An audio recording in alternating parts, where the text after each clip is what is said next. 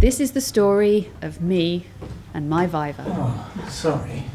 Am I late? No, I was early. Thanks so much for coming, I'm so grateful. I hope it helps. Oh, and Beth Warburton said to say good luck and not to be too nervous. Me? Nervous? Of course you're not. And after that brilliant feedback you got from all those conferences last year. No, she meant me. Rachel? Oh, I don't want to lose that. Abby did it for me. I told her it was a very important day for Mum. She thinks it's a bit like a birthday. Well, it is an important day. Possibly the most important day of your life. No pressure then. Thanks, Jim. Rachel, good morning. Do sit down. Thank you.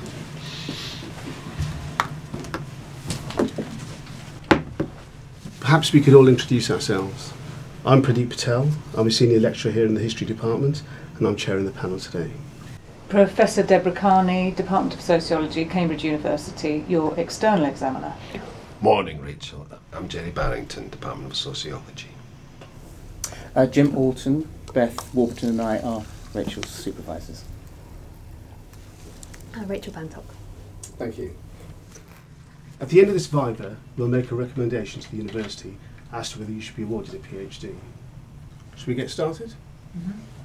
At its minimum, the Viva is to see that you actually wrote the thesis, but what it's really about is discussing with you some of the shortcomings and hopefully the strengths of the thesis, and seeing that you're able to defend any shortcomings or to show that you understand them, and that you understand the worth of what you've done.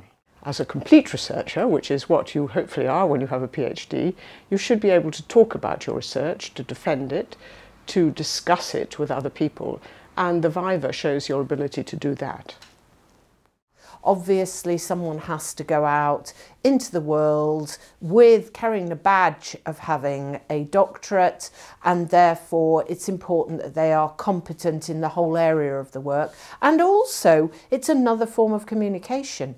Speech is another form of communication. We're not just relying on the written word here, we are wanting competent communicators.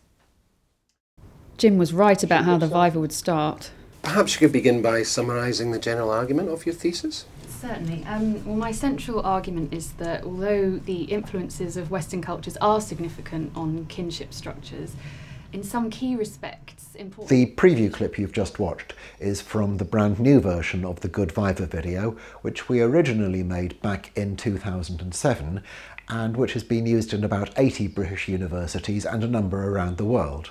Since we made the original version, it's been followed by a whole series of other videos to support doctoral students, which have now helped many thousands of researchers with the challenges they face. Get in touch with us if you would like to see any of the other videos in the series, if there are new topics you'd like to suggest that we cover, or if there are any other video projects that you or your university would like to talk about.